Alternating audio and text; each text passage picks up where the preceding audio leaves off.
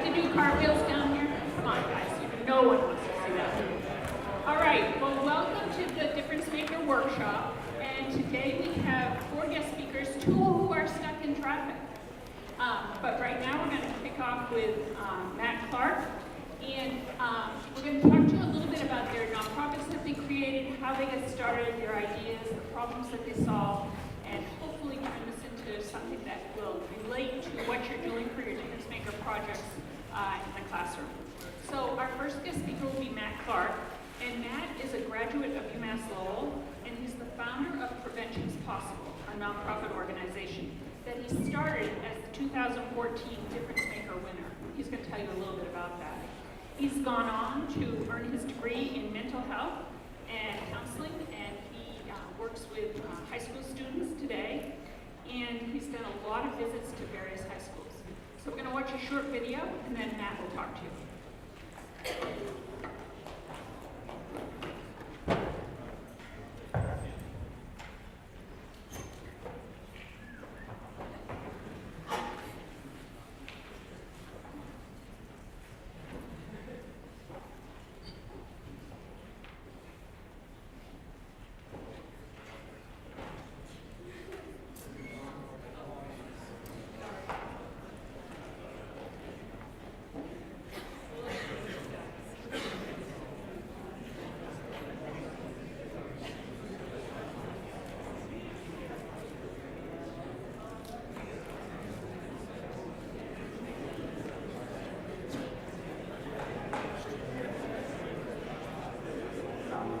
You'll get past it, life goes on, you'll get through it.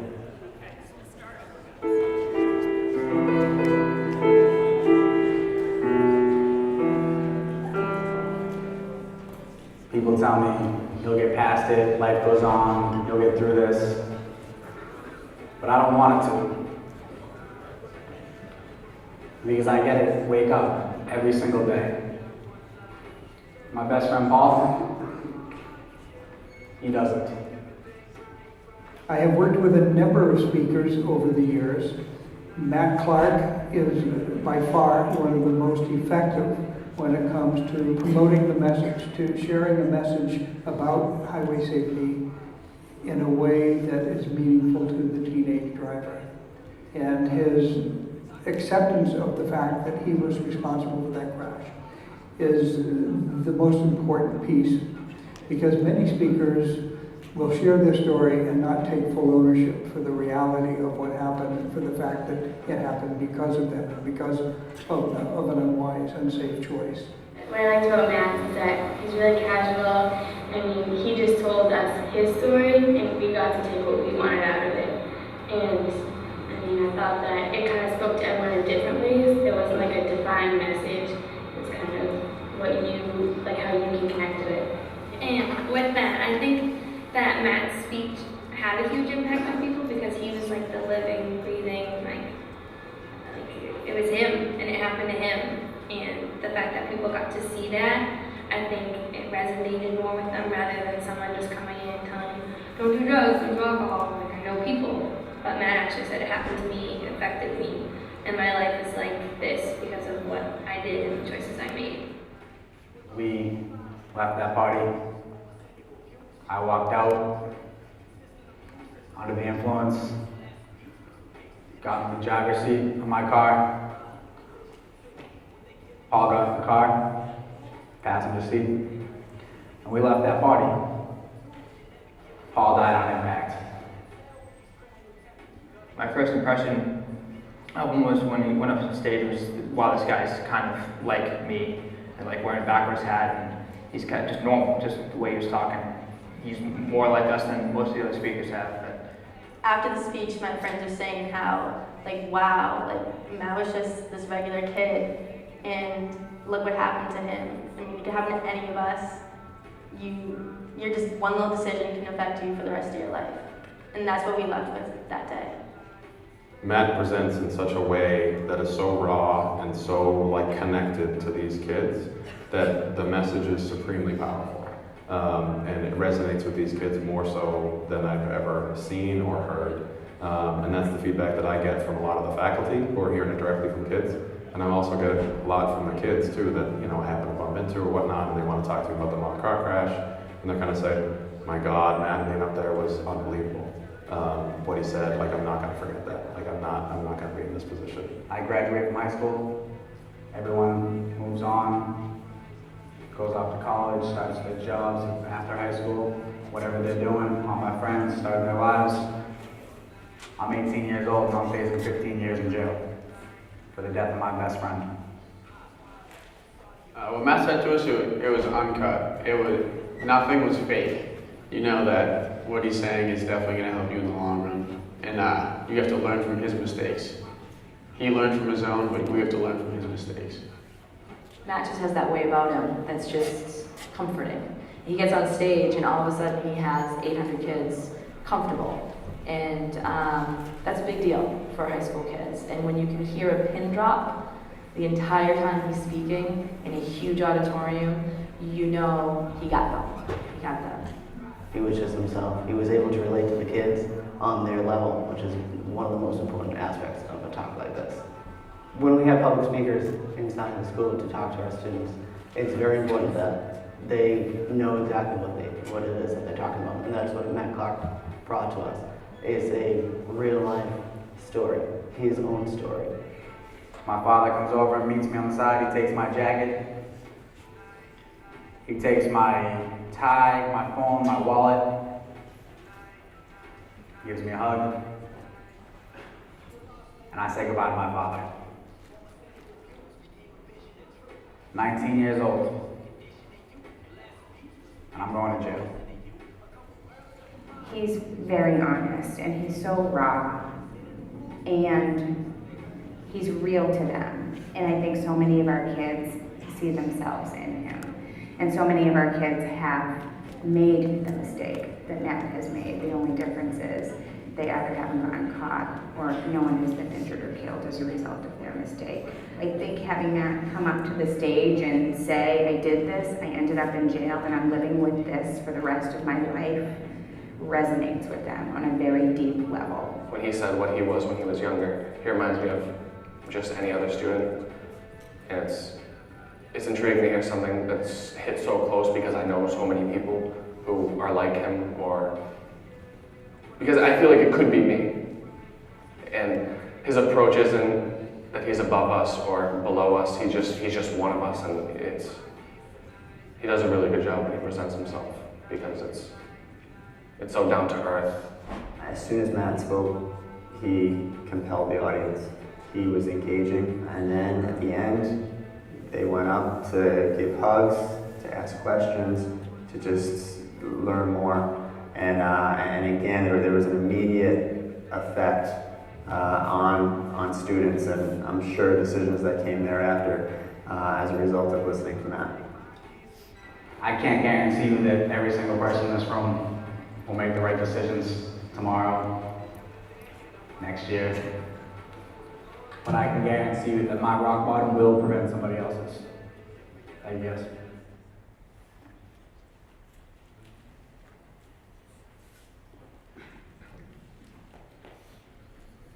So I don't know how much you got from that video. I assume you figured out a lot of what my story is and my situation. But the reason I'm here isn't because of the story. It's more because, as in the intro I did the Differencemakers competition my senior year at Lowell.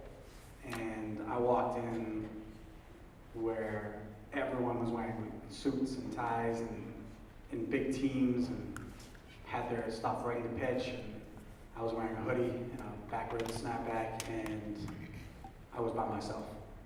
So I walked into the pitch. I pitched my idea for a nonprofit organization that I would bring presentations to high schools and colleges and tell my story. I was surprised when I became one of the finalists, and I got to go pitch yet again by myself. And I walked in, I pitched it again, and I ended up winning. I believe it was a $1,000 grant. And I used that during that spring to speak at other schools and make this video, interview people, and basically start a promotional campaign put this on a DVD and we sent it out to over 500 schools throughout the country, mostly in New England. That took me to schools throughout New England, New Hampshire, Massachusetts being the most. It took me as far as Austin, Texas, where I spoke to a school. This year, I had 3 offers out of state in Missouri, Kentucky, and Virginia, which is incredibly random, but it's amazing how far I've traveled, I guess.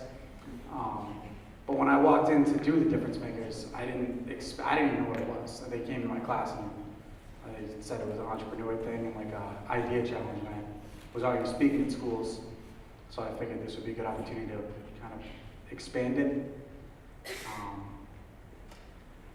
That led me to one of the people actually in the video.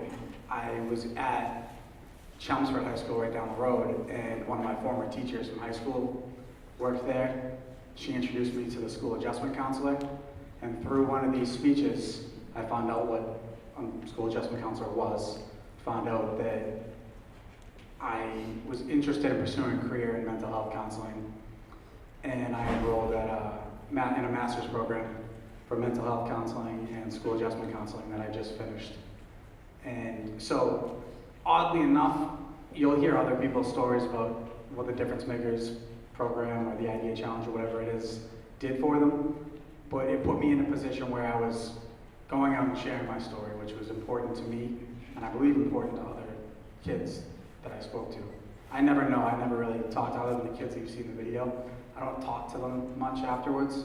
And once I leave the school, I don't really go back and check in to see if anyone drove drunk and did anything stupid. But what I got from it was, it opened my eyes to, maybe I'm not gonna do this forever because eventually I'll be too old and high school kids aren't gonna look at me as someone they can relate to. But I was able to go do it for a long time. I still can do it right now. And it opened, like I said, it opened my eyes to a new career field that I did not know about. And I was spending so much time in high schools and talking to staff and meeting people. And when I went to Chelmsford and I found out what an adjustment counselor was, I looked into doing that. And now, because of this random idea that I just kind of walked in not prepared, because some students from UMass Law came into my classroom and told me about the Idea Challenge. Because of that, I now have a career and a future, and hopefully I can still share my story. And then throughout mental health and counseling and working with high school students, I'll be able to use my experience and what I've done in my life and what I've been through to help counsel them and help them through things. Because nowadays, it seems like mental health is having a huge spike, and I know that every school now, most high schools that I've seen have adjustment counselors, at least one. High schools have multiple, and mental health is a real big problem. So through this opportunity that I got at UMass Lowell, which I'll appreciate forever. I mean, the people that, if you ever get a chance to stop by Difference Makers, I don't know, do they still have that office? So I think that was fairly new when I was involved. But if you ever get a chance to stop by that office and just talk to people there, and everyone involved is incredible and gave me this opportunity. And I come back and tell you guys about it, and I think this is my 3rd time back at one of these. Because I think I'm a perfect example of someone who, I mean, I know you guys are all business students, so maybe I'm the best example for you, but I wasn't a business student. But from what I'm told, other students in different majors come to this Idea Challenge and they get a chance to do something incredible that they wouldn't have been able to do. I didn't have any of the tools that I was able to generate because of that $1,000. And I think it's important. So if you ever get a chance, it's on North this week. If you ever get a chance to stop by Difference Makers, give it a chance. And one of these challenges, I think it's important. And if you have an idea, even if you don't think it's something that could win, you never know. Because I didn't think I was going to even become a finalist, and I did. So if you have an idea, I think it's important to pursue it. So thank you guys.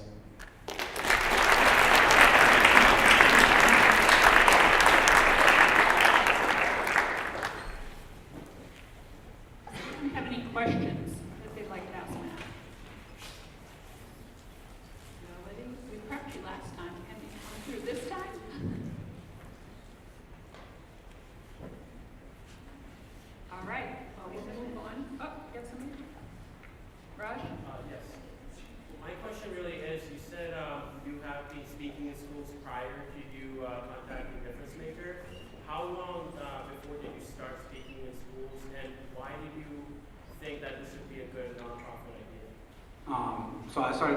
schools from jail, actually.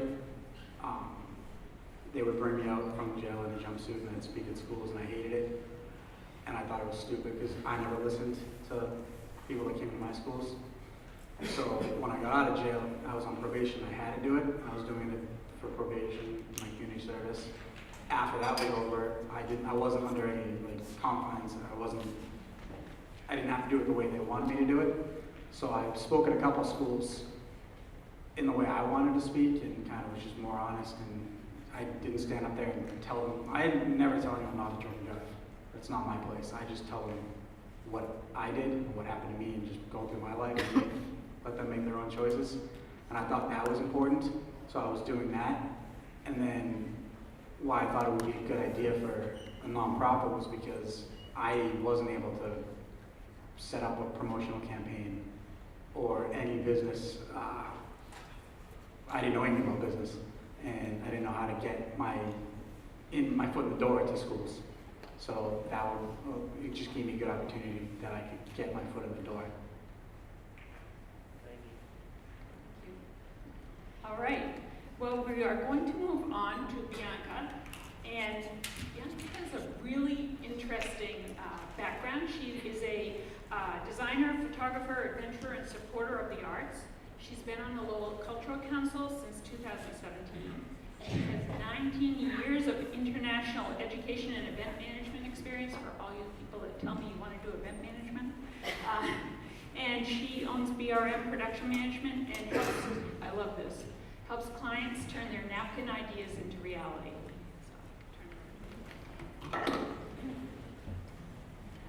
Hey, so my name is Bianca Mauro, and I have my contact info up there because I'm always hiring. Oh yeah, clicker. Now I'm gonna mess this up. I have never had what most people outside of this room consider a job. For the last 20 years, I've either been an independent contractor, starting companies, or starting nonprofits and other organizations. At times, it has been a complete mess. At times, it has made me feel like a superhero. And the entire time, at my core, I am happy with these choices. Because of this long history of starting companies and starting organizations, I have had great success. I even feel very self-conscious saying that. And I have had some epic fails. And so today I'm going to talk a little bit on the nonprofit side about something that's working right now and something that I was very, very passionate about that didn't work for a lot of business reasons. So, hey, I got it right. So these are sort of the 4 most recent companies and organizations. BRM Production Management, which is actually going through a rebranding, and that's no longer the logo.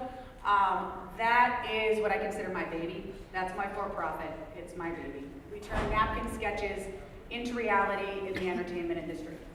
I have been in some way involved in entertainment since I was 17, pushing road cases out back at the TD Garden for like $12 an hour at 2 o'clock in the morning. If you ever want to contact me and learn about crawling your way up the entertainment ladder, I'm happy to share many, many stories. The Lowell Kinetic Sculpture Race, which happens here in Lowell, is the one that is trending towards success right now. It's in year 5, and I'll talk about that a little more in a minute. That one has been formed completely here in Lowell, is completely volunteer run, and is in its 5th year and growing exponentially every year. That I did not do. Oh, okay, go back. All the way back to the logos. There we go, no. Okay, Benagro, which I'm not going to go into a lot today, is another for-profit. That is a fintech company. And the Grown Up Project is the one that was a labor of love that didn't pan out, but I learned a lot of very important lessons. All right, so, that was you. So, the Lowell Kinetic Sculpture Race, which is the nonprofit that I currently head up here in Lowell.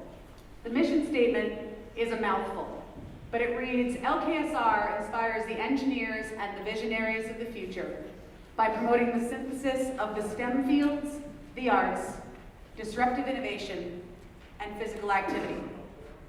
LKSR proves that through the collaboration and interdisciplinary mix of the arts, science, engineering, mathematics, and technology, some great challenges can be overcome, or close to that. That's why I have it written down.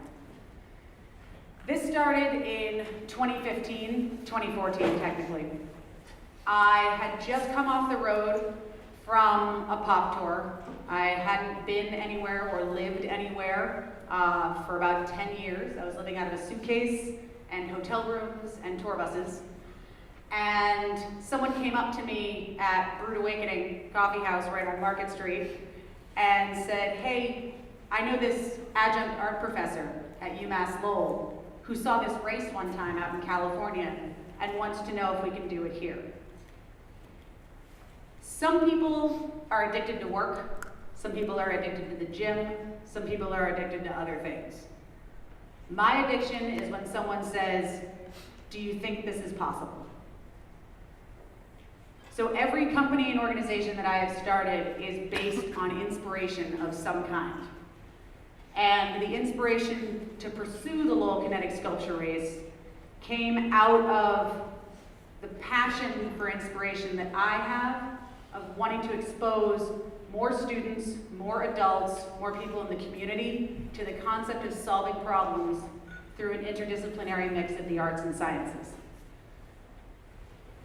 Very brief rundown on what it is, because if you've ever seen it, it's kind of a mess, but an awesome, awesome mess, is that people from all backgrounds, all ages, from tiny, tiny kids up through retired engineers, get together and they build machines out of repurposed materials. So bike parts, bits of flotation, hunks of foam, whatever they can find around them. They build these machines, and then I build a 7-mile course for them to race them. They start in downtown Lowell, they go out to the Songus Center, they battle a 50-foot mud pit, they go from there to the Sampis Pavilion, enter the Merrimack River, do 100 yards of the river, and when they come out, if they come out, they race back downtown for a dramatic finish and an awesome after party. It's a full day of partying, and there's music, and there's bands, and there's food, and it's entertainment. But the whole point is to inspire people to want to do it. Because when you inspire people to want to create one of these things, one of these ridiculous things, where there's people in tutus and pirate hats and all the pomp and circumstance that goes along with it, what you're secretly, not so secretly really, but what you're secretly inspiring them to do is to create something out of nothing, to solve problems. A lot like all of you are trying to solve in the Differencemakers. These problems are literal. They're a mud pit, they're water, they're flotation, they're braking, things like that. But those literal problems that they're trying to solve mirror much bigger figurative and world problems that can be solved through learning how all of these skills can combine. So that's the one that's thriving. I want to touch on the one that didn't quite make it, and it wasn't for lack of passion. In my 20 years on the road in rock and roll, it is not necessarily the glamorous life that everyone thinks it is. You know, there've been some TV shows and there's been some documentaries and there have been some reality stuff about rock and roll touring and about the entertainment industry. And absolutely some of that is true. But the not so sexy stuff are the super long days, the really late nights, the really early mornings, and the absolute lack of a foundation in anyone's lives. So imagine living in something the size of a dorm room that's on wheels with 8 other people for 2.5 years. That's the reality of a rock and roll tour. Is you're in a tour bus with anywhere from 8 to 12 other people, very close quarters, 0 personal space. in any way. And everything you own fits in something that you don't get charged overage fees for baggage claim. After years and years of doing that, it can begin to affect people. And Matt mentioned mental health a lot in what he said, and it's only beginning to be realized in the entertainment industry, the kind of toll that the whole industry, not just touring, takes on the mental health of the people involved in it. So this was something that I began to notice when I was on the road, mostly because I started to have my own struggles. I struggled with depression, I struggled with anxiety, and a lot of it was based around, yes, the environment that I was in, but also when you do the same thing over and over again for years and years and it becomes this sort of career, if you one day wake up and decide you don't like it, you're terrified. Because you've convinced yourself that you don't know how to do anything else. So that was the problem that I noticed in the entertainment industry, is that I looked around me and there were people in their 50s, in their 60s, who were still doing this because they didn't know how to do anything else. And the entertainment industry isn't like a lot of jobs. There's no 401k waiting for you when you're done. There's no retirement plan. You have to do it all yourself. And a lot of these people didn't know, you don't teach finance when you get into the entertainment industry. No one tells you about an IRA or a SEP IRA or a Uni-K or any way to really manage yourself. And a lot of these people are making a lot of money when they come into the entertainment industry. And for lack of a better term, they're basically doing snow angels in cash for the first decade or two of their career, and then they have families and they need to support them. And so it becomes this snowball effect where all of a sudden they feel stuck. So the Grown Up Project was born as a means to provide a network of support and resources for people in my industry that wanted to change careers. And then it ended up branching out way beyond my industry. When I first voiced the idea, I was told I should go pitch it at the E4All here in Lowell. So I did, and I got in, and they do not kid around when they call it an accelerator. All of a sudden, this idea I had, and I think you can switch slides. All of a sudden, this idea I had that was based off of a photography essay that I had done, where I took people in their daily lives and I took pictures of them as the person they thought they had wanted to grow up to be. All of a sudden, that little idea was a national organization with a pile of clients, and I had no idea what to do. People were coming out of the woodwork wanting my help. I had therapists on staff, I had career change experts on staff, I had financial advisors on staff, but nobody in the Grown Up Project came to it with the same kind of passion that I brought to the table. And unfortunately, that's what ended up being the reason that it doesn't exist anymore. I think we can go ahead on this one. So, like I said, too big, too fast. Because it was rolling so quickly, and because all of a sudden everyone wanted the help and wanted to be a part of it, I had to put together a board very quickly. So I put together a board, I registered as a nonprofit, I got my 501c3, we started cruising along, and then it came to funding. Well, I had all of these active clients, but no one had finished yet. So one thing that you'll find out if you're starting a nonprofit is that it's very, very important to have proof of concept for grant writing.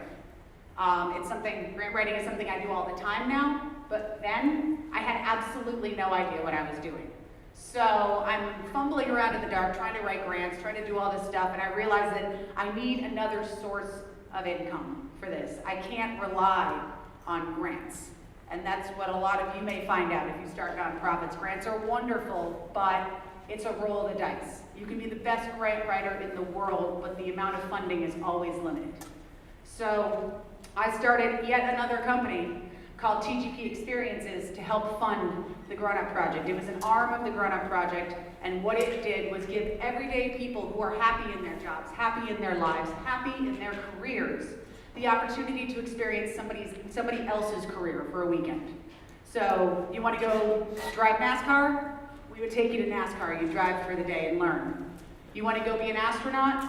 I had a program at Huntsville, Alabama, at the U.S. Space Program down there where somebody could go train to be an astronaut for the weekend. You want to drive heavy machinery just for a weekend? You can go out to dig this in Vegas, and do that for the weekend.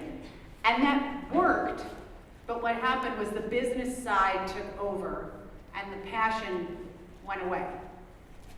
And I already wear a lot of hats, but the hats that I was wearing, the primary hats, were of accountant and bookkeeper and HR.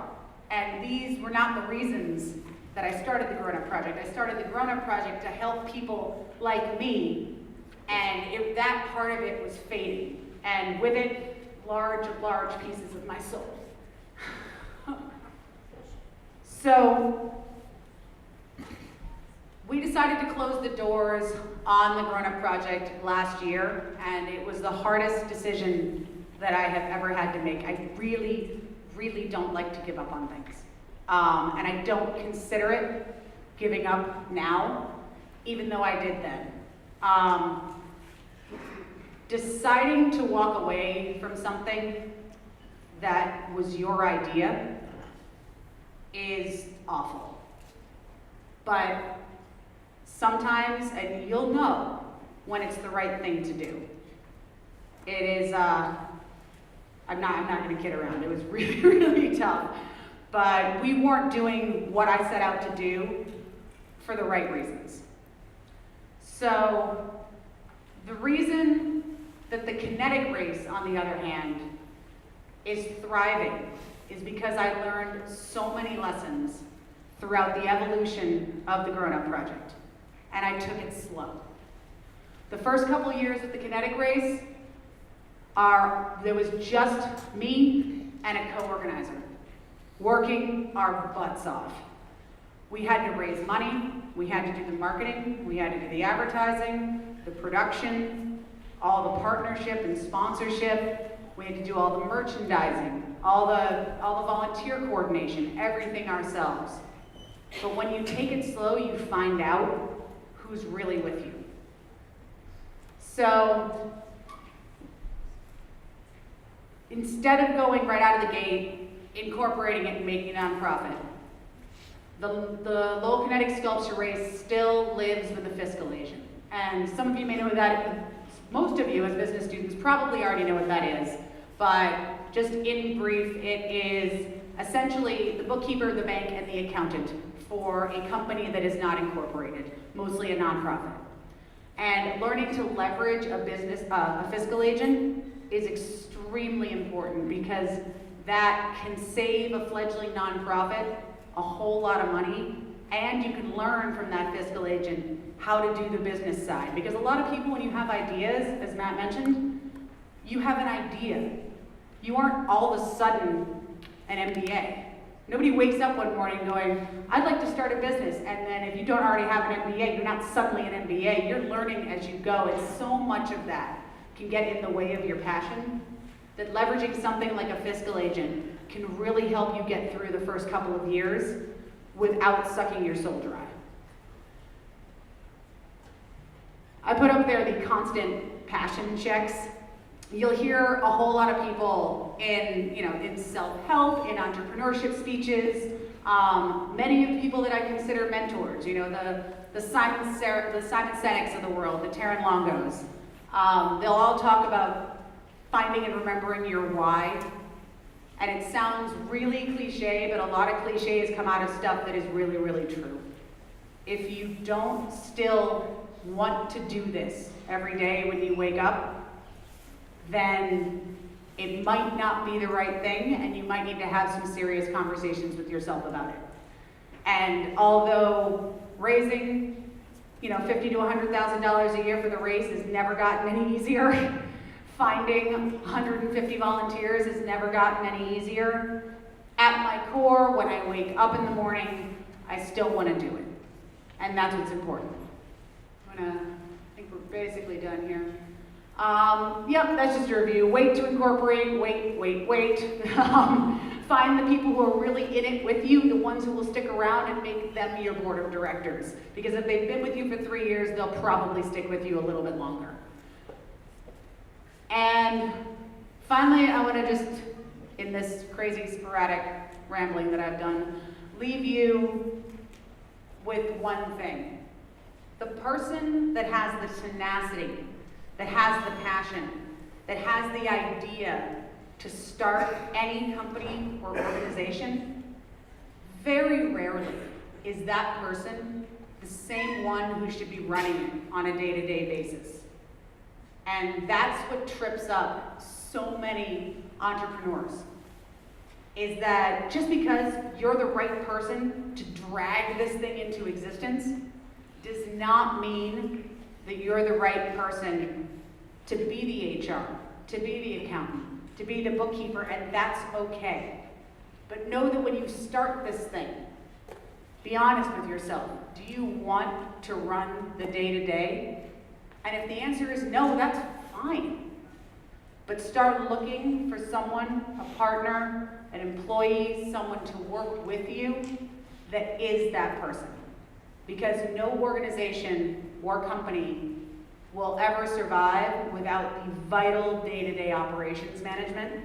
And that just may not be your thing, and that is totally fine. That is not my thing.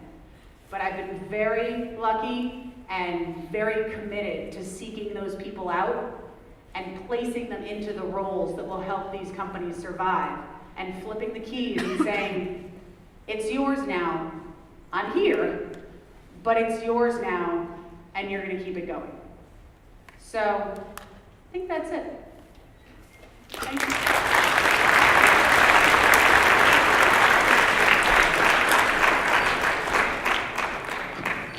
So, any questions for Bianca? What would you say is the point where you would pump it out to, and then eventually cut your wash? What was the... I'm really stubborn. So, like, darn near broke was where I took it to. But now that I've gone through that experience,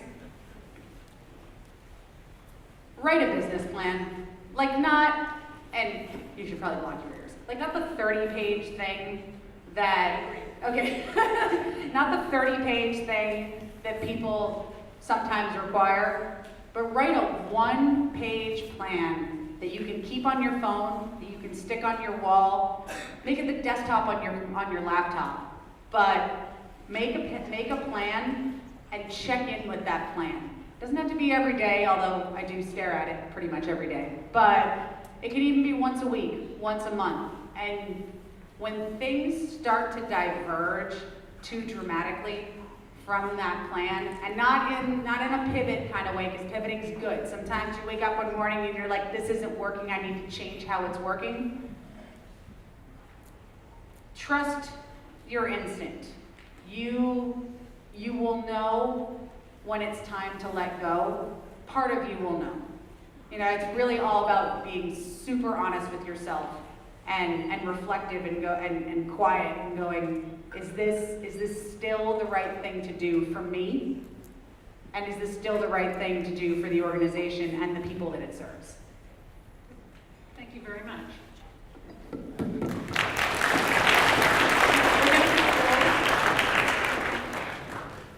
And you guys can come down and talk to Bianca at the end. But our next guest speaker is Louise Griffin. And Louise is a ripoff. Awesome. Applause, please.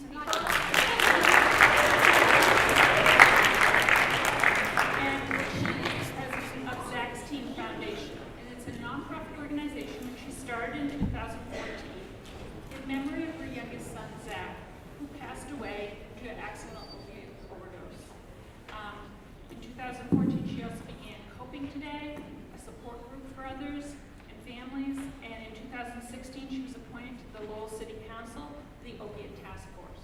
In addition, she's also won the Meyer Craft Community Award. So I'm going to turn it over to Louise and have her tell you about her story. Okay, good afternoon, everybody. Thank you for being here on a Friday afternoon. Judging by the look of the crowd and how old you guys are, you'd probably much rather be somewhere else than in class right now, right? I know that's how I was at your age. So I'm just going to tell you a little bit about myself, what I'm doing now, and why. I'm here because we have a crisis, an opiate, a public health crisis. I know that you're in the age group that probably has heard all about it. We are in the midst of an opioid crisis. Unfortunately, my son, my youngest son, was a victim of the crisis. He died in 2013 at the age of 21 after suffering a morphine overdose.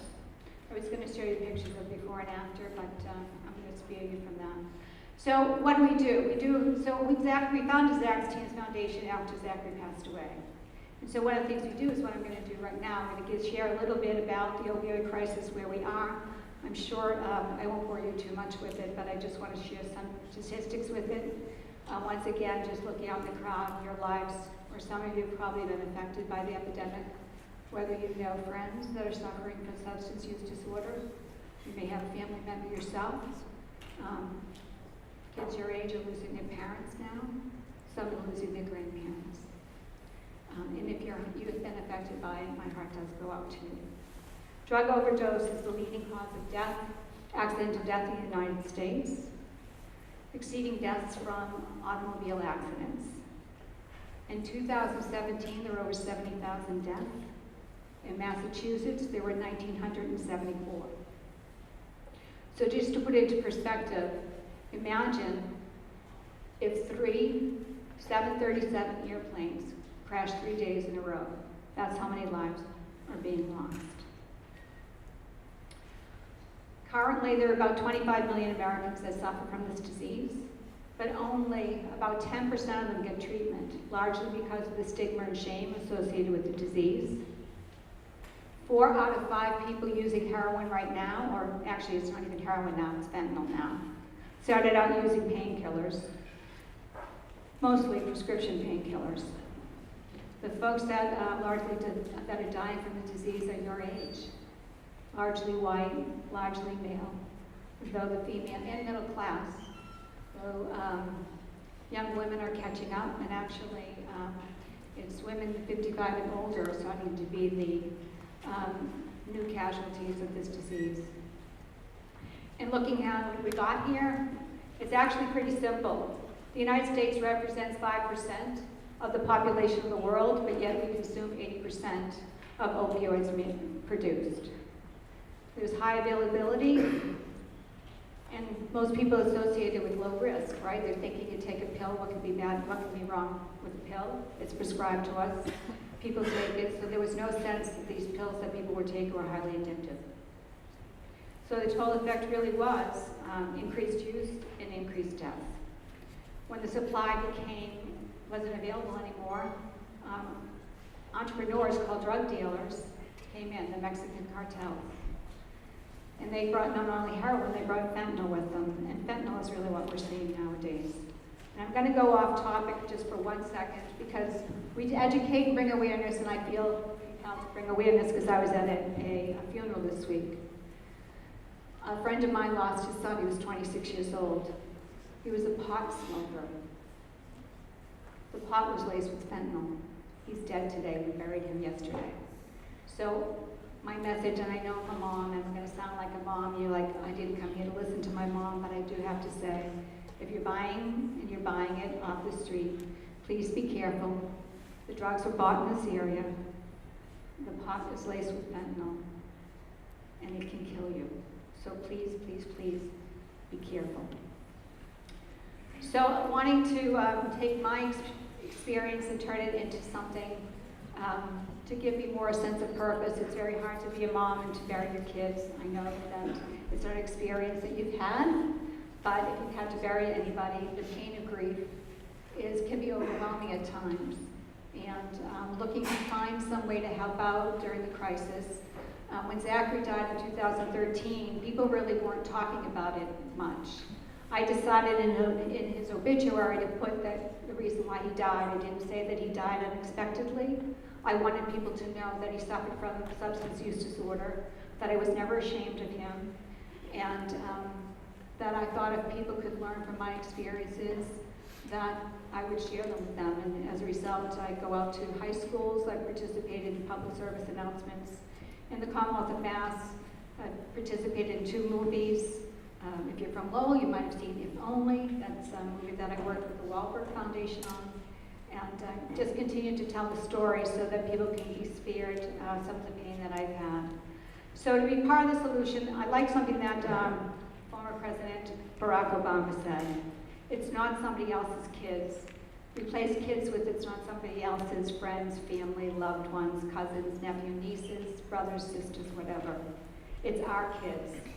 We've got to make sure that we're doing right by them by taking this seriously. We've all got a role to play.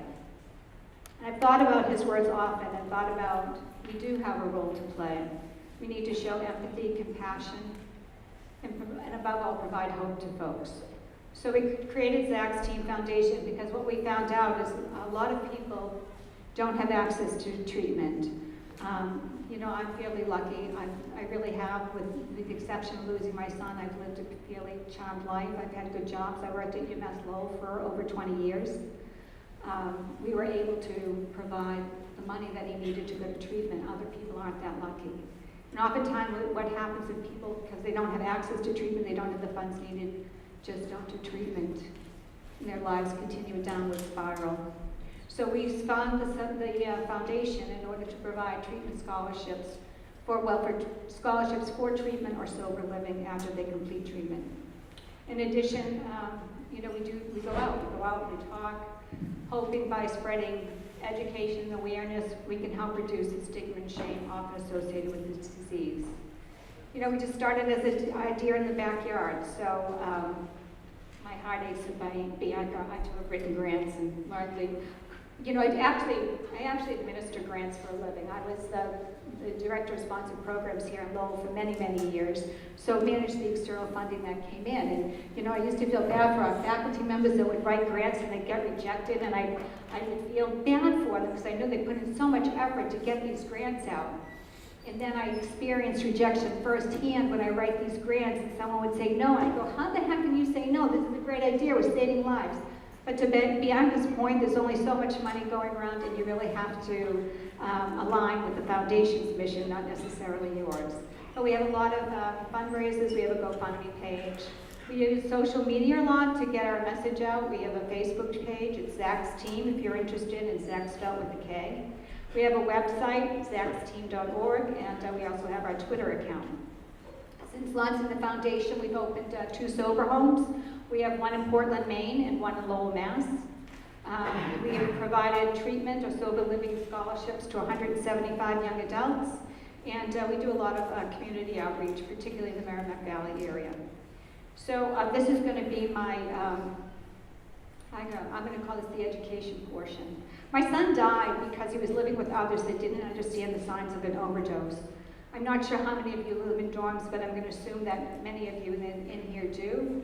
So I just want to share with you the signs of an overdose, or the signs that well, this is actually what to look for when people are suffering from substance use disorder. You may know, but it's a refresher course. Let's think about that. Sudden changes in behavior, mood swings, if the person suddenly becomes irritable and grumpy when they used to be happy and bright. They stop playing their sports. My son was a big hockey player in high school. In his senior year, he dropped all sports. That's when I knew something was wrong. They become careless about personal grooming. My son was the first metrosexual, and by the time he was 20, he didn't care whether he took a shower. Change in sleep patterns. Generally, a person on opiates can't sleep during the night and are often up. Running nose, red or glassy eyes, and of course the telltale sign is money or valuables missing or medications are missing. I also want you to know the signs of an overdose, and this is, like I said, the friends that Zack was living with did not understand the signs, and I think it's really important that people know. If they're awake but unable to talk, if they're unresponsive, if you see people starting to nod, that's usually a sign that they consume too much. It can be alcohol too, by the way. The face is very pale or clammy. The breathing is very slow. And actually, what my son's friends reported to me is that he was in bed and they heard him snoring. He wasn't snoring, it was a death rattle. Their fingernails and lips turn blue or purplish black. So it's important that if you see any of these signs, you call 911. There's a Good Samaritan law. The Good Samaritan law will protect you from getting arrested should you have been participating in the drug use or even around drugs. I also encourage you to please go get Narcan. It's free. You can get it at any drugstore. And you may say, "Why, I don't know anybody," but just recently, the local fire chief was in Subway, and a young man was overdosing. He had his Narcan on him, and he was able to save his life. If you don't want to go to the pharmacy, Lowell House is right on East Merrimack Street, and they're happy to provide it. But, I know this is all about difference makers, and actually, I helped start that program too. That was one of the things that I worked on before I left the university. I worked a lot with Steve Tello on it, if you know Steve Tello. And I think the most important thing when you're thinking about is just, and I think, well, actually they both said it, it's really important to have a sense of purpose and passion and commitment. And each and every one of you can change the world in your own little way. You have a bright future. Have fun, enjoy life. Don't do drugs.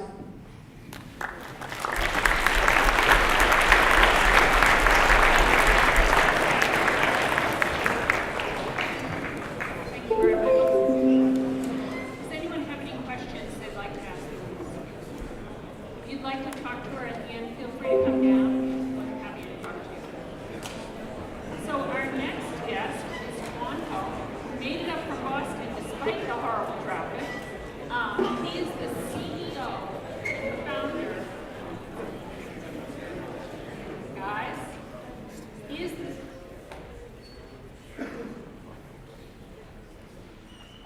the CEO and founder of ScholarJet. I first found out about Tuan when I was reading about a Forbes 30 Under 30 article and saw him mentioned along with Griffin, who was here for Invisaware last time. And I thought his idea was really interesting. He has a different skew on a nonprofit, so I'm going to let him tell you a little bit about it. That's what you're going to tell him. And he also is the Priscilla Chan Stride Fellowship. He won from the Chan Zuckerberg. So I'm going to turn it over now to Tuan. He's going to tell you his story.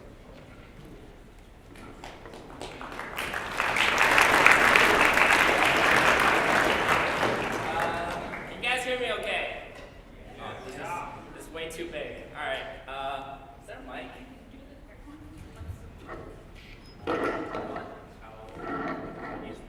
Hello. Before I start, I know it's Friday. I want you all to pay attention to me because if you don't, you might miss something. Like this.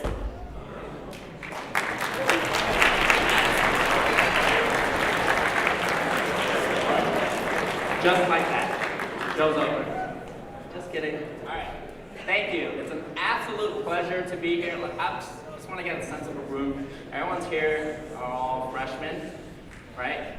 Raise your hand if you are. Okay. Sophomore. Okay. Got you, young audience. I was just like you a few years ago.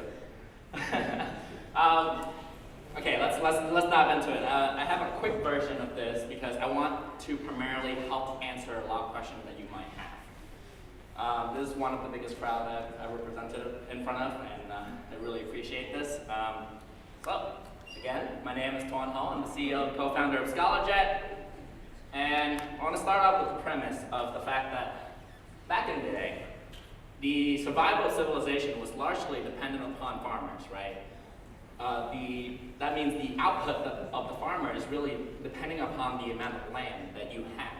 No more, no less. So if you want more, you have to take from your neighbors. That's why it makes perfect sense for people to go to war with one another, to take from one another. And so quickly, innovations comes about. People put their minds and intelligence to create machines that help us create and produce more things than we could ever imagine. And slowly, we enter the positive sum game. The curve exponentially gives us food and water for us to do things that we want to do. And we have more free time, we have more brain power to put into the innovation of this world. But then, I guess that's how we went from pigeon carriers to iPhones, essentially. And so, would it make absolute sense that it is in our best interest to have more people work on solving the world's greatest problems?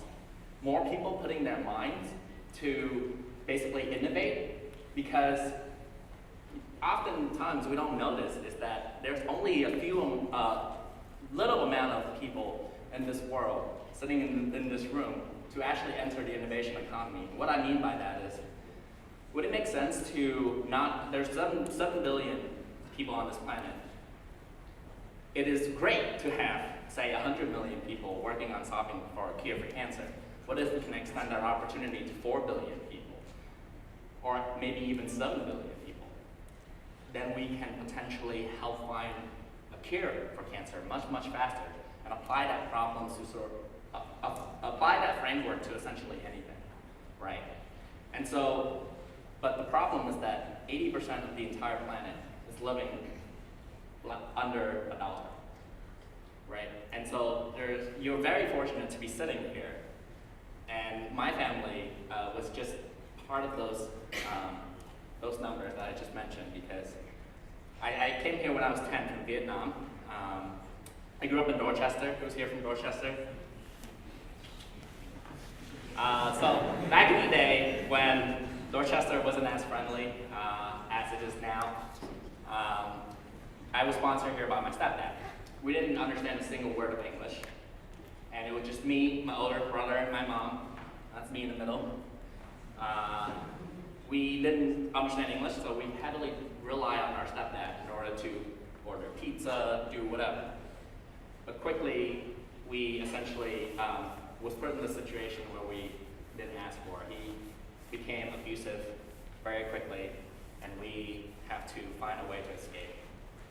And within 6 months, I essentially helped my entire family to just learn as much English as possible to help communicate with other people to find help. And we escaped the monster. But, like I said, back in the day, Dorchester wasn't so friendly. When I was 10 years old, I was attacked and robbed, and when I was 15, I was attacked and robbed again. This time, landed me in the hospital. So, because of this, I essentially wanted to protect not only myself, but the people who I care about, because what hurts the most is not seeing yourself get hurt, but seeing the people that you care about get hurt. And so, because of that, I took my time and trained over 7 different martial arts, hence the backflip that you just saw. But despite all of this, my mom just told me one essential thing is to focus in school. And she told me, focus in school, I'll take care of everything. I never really get to see my mom because she was working multiple different jobs to make ends meet. And what happened when I go to school? Couldn't speak English, not as good as my peers around me.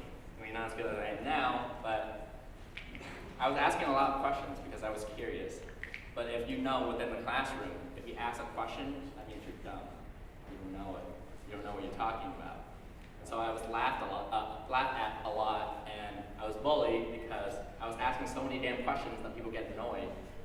And I asked them back, like, hey, if you know it, do you know the answer to this question? And then they just looked at me and told me to shut up. Obviously, they don't have the balls to ask questions. And I was. That's why I usually sit in the front row in every single lecture. Yeah. But the first time I took my SAT exam, so everyone here took it when it's out of 1600, right? Raise your hand if it was 1600. Okay. Then I'll use your scale. Because I took it when it was out of 2400. And the first time I took my SAT exam, I got 1,000 out of 1,600, which was like, oh, that's really low, whatever, for different standards. But because I'm Asian, I want to go to an Ivy League school, especially Harvard. You need at least, I guess, 1,500-ish in order to consider Ivy League material, right?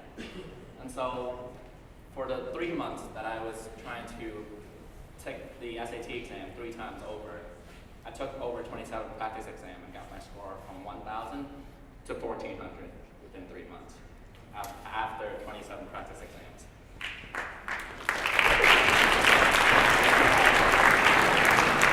I remember these numbers because I feel like it matters later on to tell the story.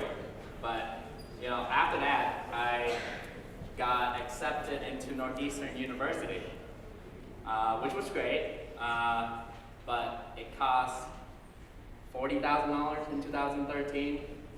Now it costs $70,000 in 2019, if not even more. And my family was, guess what, only making about $20,000 a year. And there was no way I could afford for myself to go to Northeastern. And so what I had to do was, again, English is my second language. I wrote 120 essays to apply for 40 scholarships. Got 28 rejections, got 12 scholarships, which added all up to be $500,000. So I went to Northeastern on a full ride. Just quickly.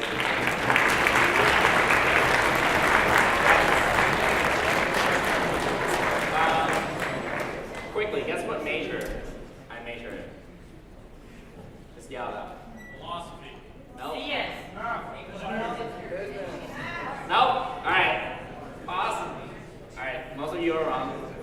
I wanted to build an Iron Man suit, so I wanted to study mechanical engineering, which I graduated with one. So woohoo!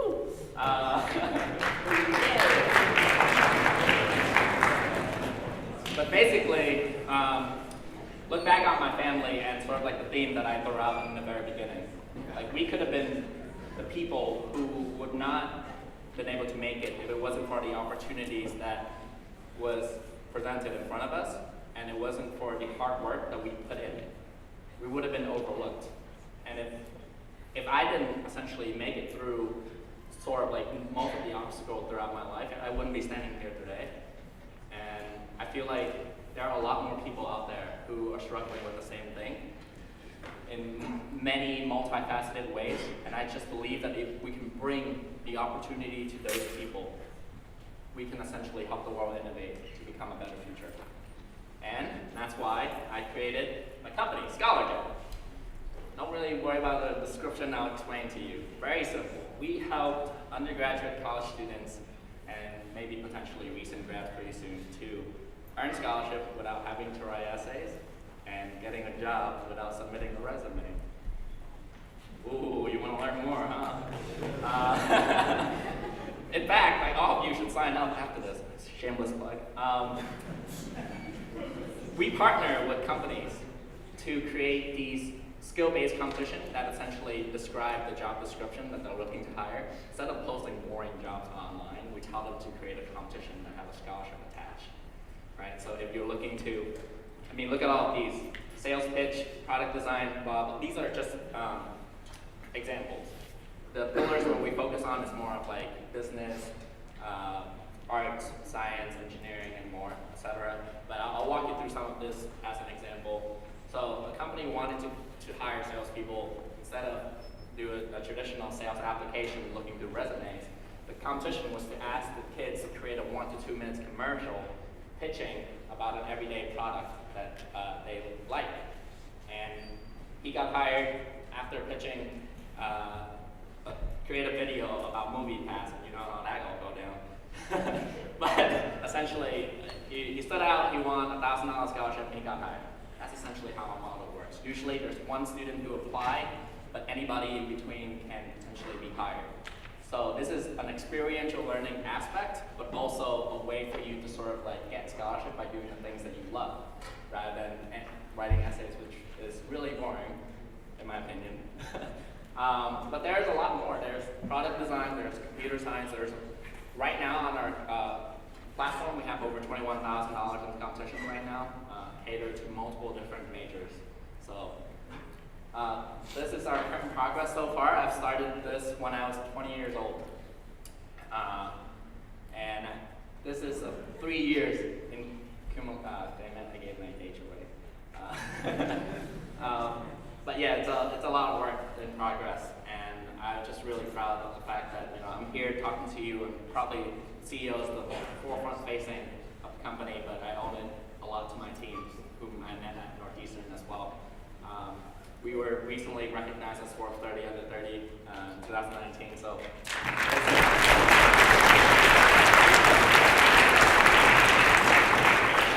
Finally, someone knows what that title means. But essentially, I really owe it to my team, and I love being in front of students to tell my story. Because why? Because there are some of you, when you were asked the question of what do you when there were times it might apply to some of you, it might apply to most of you. Have you ever close your eyes and pray for things to happen to other people rather than yourself? Like good things to happen to other people rather than yourself. And you also sometimes close your eyes and wish for world peace for some reason when you were little, right? And also at times when you were asked the question of what do you want to be when you grow up? And in addition to what you said, you follow it by, I want to help people. I want to create a better future, right? So that's why I'm saying I'm here doing that exact same thing. If that applies to anybody here, I'm trying to create a better future, I'm trying to help people. And now it's your turn. I'll stop it there. Thank you.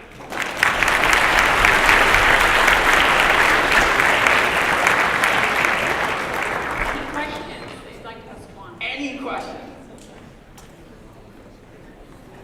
Back there. You started pretty early on. What kind of So I had an unfair advantage. So the question is, I'll rephrase because it's a tiny question in terms of volume. He asked, I started very early. What was some of the disadvantage and obstacles that I have to face and the problems I face? I had a huge advantage in terms of the fact that I was resilient and went through a lot of adversity. And so before I actually started, I know it might sound crazy, but I read 200 books within 6 months to teach myself business, marketing, psychology, anything like that. And by 150 books in, I felt like I had the confidence to move forward.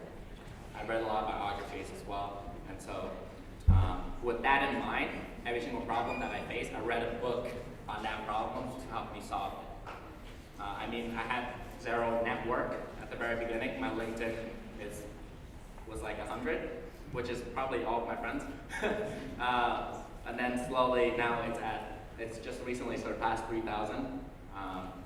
So I have to build my network from scratch, and that was sort of like the biggest struggle, is essentially having other people take you seriously when I have trouble communicating in the past, and having other people sort of believe in what you're doing, and somehow I just went for it, and people come together, and it just worked as you drive forward. If it wasn't for those 200 books, I wouldn't have this capabilities, to be honest. The knowledge is essentially what I created for myself. I created an unfair advantage for myself by doing something to the extreme. And I believe that everyone in this room is really smart. You're just missing the dots. Smartness is the ability to connect the dots. The dots are the knowledge. So if you acquire enough knowledge, your brain will automatically figure it out. Next question. Yes? What are your plans for expansion? What is my plan for expansion? We're starting out in Massachusetts, Boston now, but eventually it's going to be all over the nation at some point, and I'm going to expand upward to recent grads to look for job opportunities as well. Currently it's a lot more internship co-op based, and if you're a senior, then you enter the full-time internship position. Next question. Anyone from here? Real quick, I just want to say, so we talked about identifying a problem, and when he came up with this idea, he came and spoke to one of my classes, and he said, I realized when I wanted to offer a scholarship, I'd have to read all those essays. So his problem was he didn't want to read it, so he came up with a unique way for people to apply for scholarships. I think it's a really great idea. The way that I see it is if I read a whole bunch of essays that you wrote, you lose, you really just didn't get much experience out of it. But if I challenge you to do something, even if you lose, you gain the experience of doing that. And then that's why one scholarship can potentially impact multiple different people in terms of the challenging aspect of it. And so, yeah.